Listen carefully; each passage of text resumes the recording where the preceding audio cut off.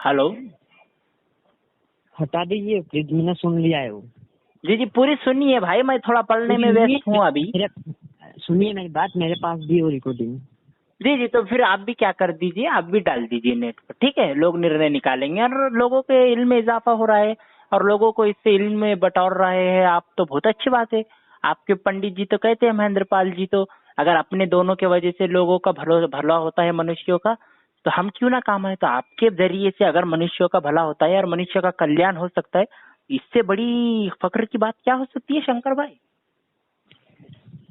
ठीक है ना, रहने दीजिए, कोई हर्ज नहीं है, ठीक है भाई। और कोई प्रश्न हो तो इंशाल्लाह आप कर सकते हैं और इसका उत्तर मिल जाए, आपका हृदय संतुष्ट हो जाए तो आप स्वीकार कर सकते हैं। ठीक है भाई, हम आपको दावत दे रहे हैं, ठीक है।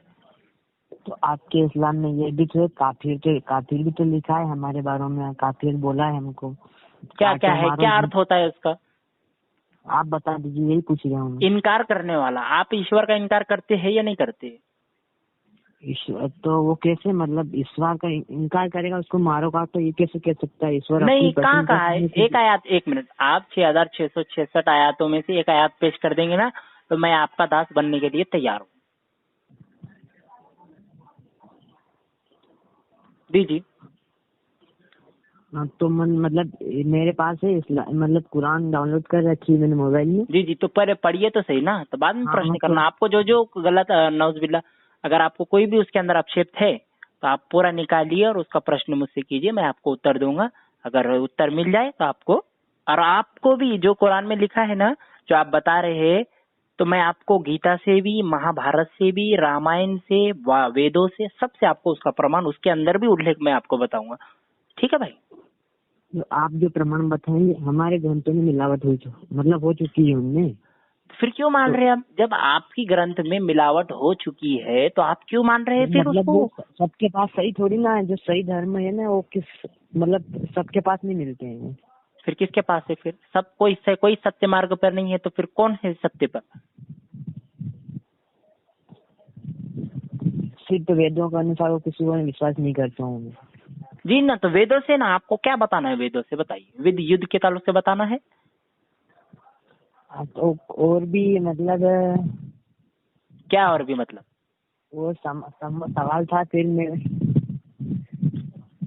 भूल गया मैं अभी।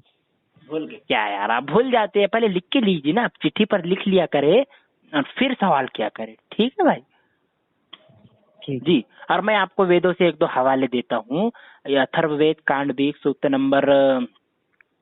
नंबर 127 और मंत्र नंबर 1-2 में, और 1 से लेकर 14 तक, ईदम जना उपश्रुत नराशंस बोलकर एक व्यक्ति का नाम आया, जो प्रशंसीय व्यक्ति है।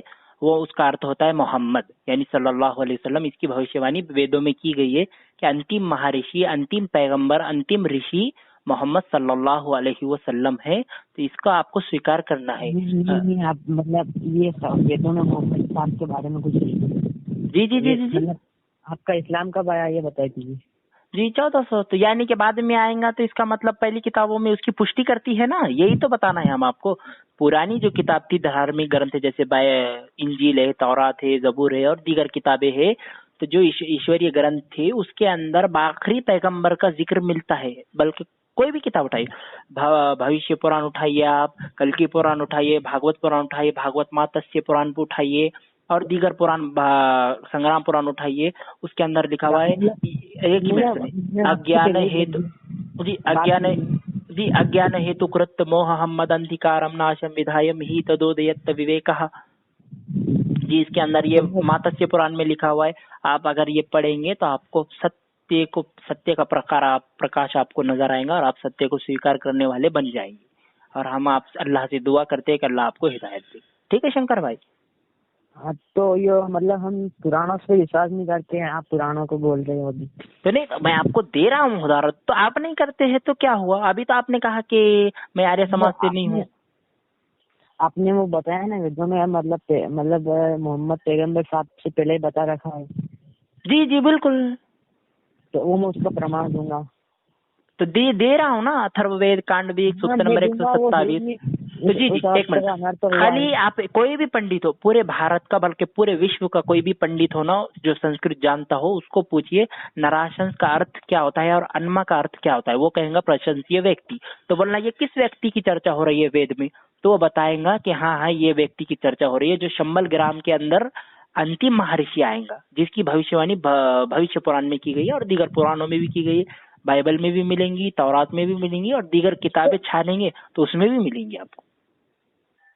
तो पंडितों को थोड़ी पता है। फिर क्या पता है, फिर आप किसको फॉलो कर रहे हैं आप? आर्य समाज को। जी तो कौन सा पंडित है आर्य समाज को, उसको पूछिए ना। ये जो नराशंस नाम है बोलना महेंद्रपाल को पूछिए या अंकुर को पूछिए या अंकुश को पूछिए या कहते हैं वो राहुल को पूछिए, क्या बोलना भाई ये जो नराशन जो मुसलमान बता रहे बोलना तो इसकी मीनिंग बता बोलना, सिर्फ वो तुमको क्या जवाब देगा। सुनिए ना शंकर भाई, अगर आपने उसको सिर्फ इतना पूछे ना, मैं आपका छोटा भाई हूँ, आप मेरे बड़े भाई है, आप मेरे सीनियर, मैं आपका जूनियर हूँ, लेकिन मैं आपको सत्य मार्ग बतलाना एक मनुष्य का कर्तव्य है, हर मनुष्य को, ठीक है। देखिए हाँ, तो उसको पूछिए नराशन का अर्थ क्या होता है महेंद्रपाल को, तो वो आपको सीधा गाली देंगे, ये नहीं देखेंगे ये किस धर्म का, बल्कि गाली देंगे आपको। अगर ना देगा तो मैं अपनी शीश कटवाने के लिए तैयार, ठीक है। ठीक है, आप उसको खाली इतना पूछिए नराशन का अर्थ क्या होता है।